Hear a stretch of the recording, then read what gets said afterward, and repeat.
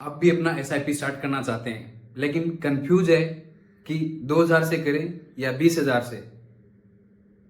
बने रहिए इस वीडियो में, आपके लिए आपके हर सवाल का जवाब मिलेगा। नमस्कार दोस्तों, मैं हूं जितेंद्र राजपूत और स्वागत है आपका आरजे के वेल्थ टॉक के एक नए एपिसोड के अंदर।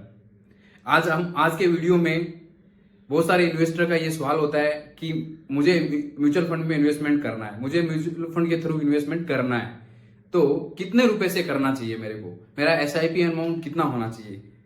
तो क्या मैं 2000 से स्टार्ट करूं या 5000 से करूं या 10,000 से करूं या 20,000 ले करूं, मेरे लिए कितना अमाउंट सही है। अगर यही क्वेश्चन आपका है तो आज के इस वीडियो में आपके सारे जवाब मिल जाएंगे। चलिए लेट्स स्टार्ट द वीडियो। दोस्तों, आप सोच रहे होंगे कि मेरे पास जितने पैसे बच जाते हैं महीने के खर्चे निकालने के बाद, सपोज एग्जांपल 2000 उसी से मैं इन्वेस्टमेंट चालू कर देता हूं, वही मेरा इन्वेस्टमेंट अमाउंट है। क्या ये साइंटिफिक तरीका है इन्वेस्टमेंट स्टार्ट करने का? अगर नहीं तो क्या तरीका है, समझेंगे पूरे कैलकुलेशन के साथ में, पूरे साइंटिफिक तरीके। तो दोस्तों, सबसे पहली बात ये है कि राइट अमाउंट सिलेक्ट करना एक कितना और क्यों जरूरी है। मेरे को एक अमाउंट के बारे में डिसीजन लेना क्यों और कितना जरूरी है, let's understand with the example. क्या होता है, अगर मैंने 1,000 रुपए से एसआईपी स्टार्ट किया लेकिन मेरा गोल बड़ा गोल है, मुझे 15 साल के बाद में 25 लाख या 40 लाख रुपए चाहिए 15 साल के बाद में, तो क्या मैं 1,000 रुपए से स्टार्ट करके मैं मेरा गोल अचीव कर पाऊंगा? This is the big difference. So दूसरा क्या है, अगर मैं आज के अंदर 20,000 रुपए से चालू कर देता हूं तो क्या मैं 1 महीने कर दूंगा, 2 महीने कर दूंगा, क्या मेरा इनकम उतना है कि मैं हमेशा आगे तक मैं उतना पैसा इन्वेस्ट कर पाऊंगा? तो आगे चल के मेरे को फाइनेंशियल इश्यूज आएंगे। तो एक बीच में कहीं ना कहीं एक बैलेंस बैठाना बहुत कंपलसरी होता है, बहुत जरूरी होता है, ताकि जो अपना गोल है उसको हम अचीव कर सकें बिना किसी इंटरप्ट के, कोई बिना रुकावट के हम हर महीने अपना एसआईपी को कंटिन्यू कर सके। ऐसा एक अमाउंट अपने को डिसाइड करना पड़ेगा। वो कैसा कर सकते हैं, लेट्स अंडरस्टैंड। तो सबसे पहले उसके लिए अपने को एक गोल डिसाइड करना होगा कि मेरे को पैसा किसके लिए और कितना चाहिए। फॉर एग्जाम्पल मुझे 10 साल के बाद में घर बनाना है, मुझे बच्चों की एजुकेशन के लिए एक फंड प्लान करना है, या फिर मेरे को एक सपनों की गाड़ी लेनी है, उसके लिए मेरे को एक फंड प्लान करना है, या फिर मेरे को रिटायरमेंट के लिए मुझे एक इतना लमसम अमाउंट चाहिए। तो उस हिसाब से अपने को एक अमाउंट और एक टाइम स्पेसिफिक अपने को एक गोल बनाना पड़ेगा। उस गोल के अकॉर्डिंग अपन एसआईपी कैलकुलेट करेंगे कि उस गोल को अचीव करने के लिए उतने टाइम पीरियड में अपने को कितने की एसआईपी, एक 12% एवरेज के हिसाब से चालू करने के लिए कितने की एसआईपी अपने को करनी चाहिए, वो अपन डिसाइड करेंगे। तो पहले अपन ने गोल डिसाइड किया, घर बनाना है 10 साल के अंदर, बच्चों की पढ़ाई के लिए 15 साल का टाइम पीरियड है, और मुझे 25 से 30 साल के बाद में मेरे को रिटायरमेंट होना है। ये फॉर एग्जाम्पल अपन ने एक एग्जाम्पल के हिसाब से समझते हैं कि कितना पैसा अपने। तो गोल बेस्ड प्लानिंग करने के लिए अपने को एक अमाउंट डिसाइड करना पड़ेगा कि मेरे को इतना अमाउंट चाहिए। उसके बाद में उस पे एक इन्फ्लेशन, और इन्फ्लेशन क्या होता है, इन्फ्लेशन अगर आपको अलग से वीडियो चाहिए इस टॉपिक पे तो हम अलग से वीडियो बना देंगे, लेकिन एक मोटा मोटी समझ सकते हैं कि इन्फ्लेशन मतलब महंगाई दर। हर साल महंगाई बढ़ती रहती है। जैसे आज कोई चीज अपन मार्केट से लाने जाते हैं तो एग्जाम्पल के लिए 100 रुपए में आती है, तो वही क्या 20 साल बाद में 100 रुपए में मिलेगी? नहीं मिलेगी, वो शायद 200 की हो जाएगी या 250 की हो जाएगी। महंगाई हर साल 6% के हिसाब से, 6 या 7%, 8% के हिसाब से बढ़ती है। उसी को इन्फ्लेशन रेट बोलते हैं इन टेक्निकल टर्म्स। तो अपना जो गोल है उसको डिसाइड करना पड़ेगा इन्फ्लेशन रेट एडजस्ट करने के बाद में। तो लगभग मोटा मोटी अपने को 18% के हिसाब से अपन अगर मान के चलेंगे तो रिटर्न अपन कमाएंगे, तो ही अपन क्या है कि उस पैसे को उतना बना पाएंगे। तो कितना एसआईपी करना रहेगा, लेट्स अंडरस्टैंड। तो पहला एग्जांपल लेते हैं कि जैसे आपके बच्चों की पढ़ाई के लिए आपको 10 साल के अंदर आपको चिल्ड्रंस एजुकेशन के लिए 10 लाख रुपए चाहिए आपके बच्चों की पढ़ाई के लिए। मान के चलते हैं कि अपन ने मार्केट में इन्वेस्टमेंट करते हैं और एक 12% एवरेज रिटर्न मान के चलते हैं। तो आपको लगभग 10 साल के अंदर 6% इन्फ्लेशन रेट को ध्यान में रखते हुए आपका लगभग 24 लाख के आसपास बनेगा, जो कि आज के 10 लाख के बराबर लगभग इक्वल टू होगा, अप्रोक्सीमेटली उसके बराबर होगा। तो वो 24 लाख आज का 10 लाख और उस टाइम का 24 लाख आपका बराबर हो जाएगा। तो आप 12% के हिसाब से आपको 24-25 लाख रुपए उस टाइम मिलेगा।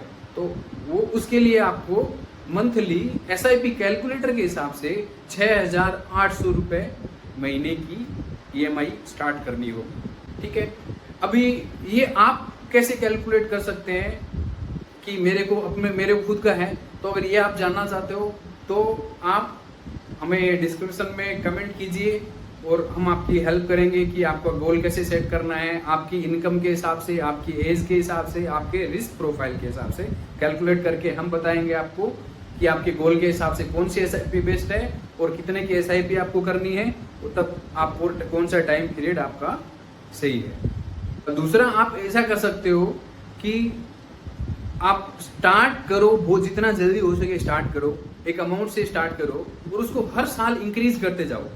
फॉर एग्जाम्पल, इस साल आपने 2,000 रुपये महीने से स्टार्ट किया या 5,000 रुपये महीने से स्टार्ट किया, अगले साल आपकी इनकम बढ़ी, आपकी इनकम बढ़ी है तो आप उसमें ऐड करते जाओ। एग्जाम्पल के लिए परसेंटेज में ऐड कर सकते हो, 10 से 15% ऐड कर सकते हो कि हर साल जैसे जैसे आपकी इनकम बढ़े आपका इन्वेस्टमेंट अमाउंट भी बढ़ते रहना चाहिए।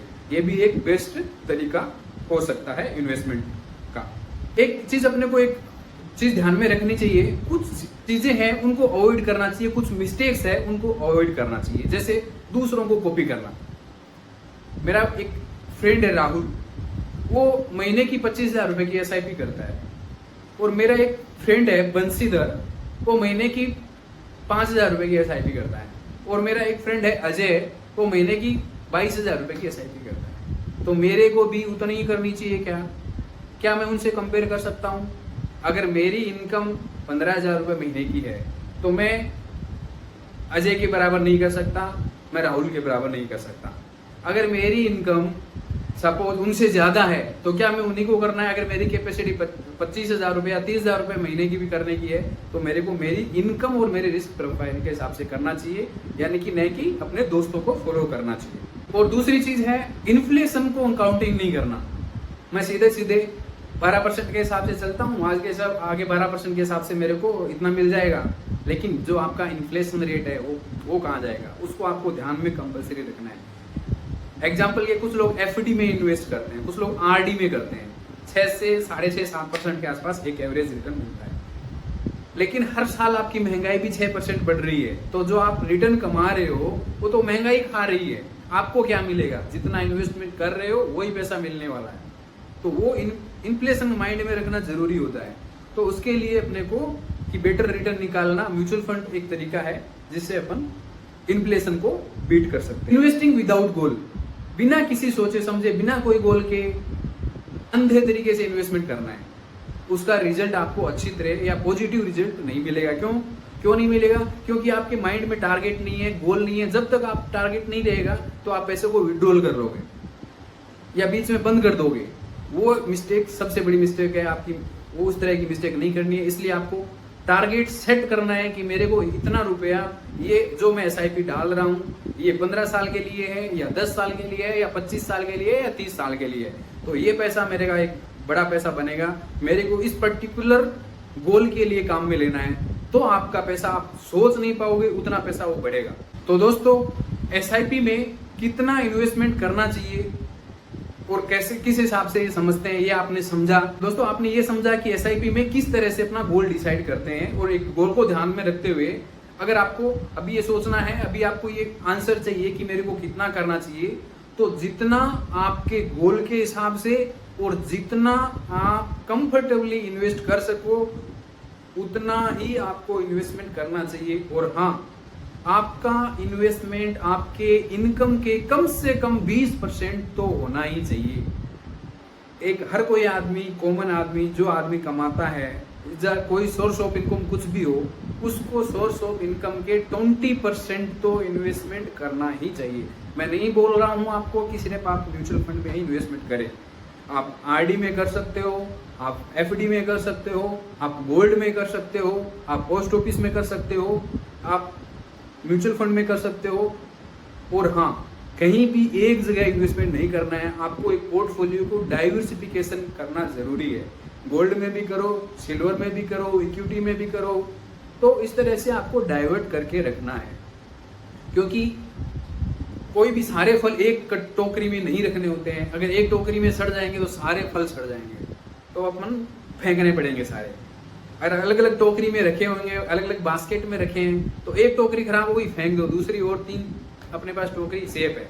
तो मतलब कहने का मतलब जो 3 अलग जगह पैसे रखे हुए हैं वो अपने लिए सेफ है, वो एक जगह गए तो गए, तो क्या है सारे पैसे अपने नहीं डूबे। दोस्तों, अगर आपको हमारी हेल्प चाहिए कि आपकी तरफ से हम आपका गोल सेट करें आपके रिस्क प्रोफाइल के हिसाब से, और आपको एक हेल्प करें, तो आप कमेंट में लिख के बता सकते हो। हमारे लिंक से आप ज्वाइन हो सकते हो। डिस्क्रिप्शन में SS+ का लिंक दिया हुआ है, हमारे डायरेक्टली कॉन्टेक्ट भी कर सकते हो। हमारी टीम आपसे कॉन्टेक्ट करेगी और आपकी पूरी हेल्प की जाएगी। तो दोस्तों, अगर आपको ये वीडियो अगर अच्छा लग रहा हो, आप पसंद आ रहा हो, तो प्लीज़ इसको लाइक कीजिए, अपने दोस्तों के साथ शेयर कीजिए और सब्सक्राइब करके घंटी का बटन जरूर दबाएं, ताकि आने वाले सब वीडियो आपसे मिस ना हो। और दोस्तों, एक बहुत ही खुशी की बात है जो मैं आपको बताना चाह रहा हूं। आपके सबके प्यार के और आपके विश्वास और सबके सहयोग और प्यार, कॉर्पोरेट के कारण, सहयोग के कारण, आपके प्यार के कारण हमारे 100 सब्सक्राइबर पूरे कंप्लीट हो चुके हैं। मैं आप सबको धन्यवाद देता हूं और आपको शुभकामनाएं देता हूं। आप ऐसे ही अपना सहयोग बनाए रखें, ऐसे ही प्यारे कमेंट भी करते रहे। और आने वाले वीडियो में आपके लिए मैं बहुत सारी चीज़ें, टॉपिक्स लेके आने वाला हूं, जिसमें शेयर मार्केट्स का नॉलेज है, आपको चार्ट देखना, डीमेट अकाउंट कैसे खोलते हैं, इन्वेस्ट कैसे करते हैं, सारे A to Z, hero to zero, सारे आने वाले वीडियो में सब चीज़ कवर करने वाला हूँ। तो आप मेरे चैनल को सब्सक्राइब करके ज़रूर रखिएगा और घंटे का बटन ज़रूर दबाइएगा। तो दोस्तों, मिलते हैं अगले एपिसोड में, तब तक के लिए सेफ इन्वेस्टिंग। नमस्कार। Investments are subject to market risks. Read all scheme related documents carefully.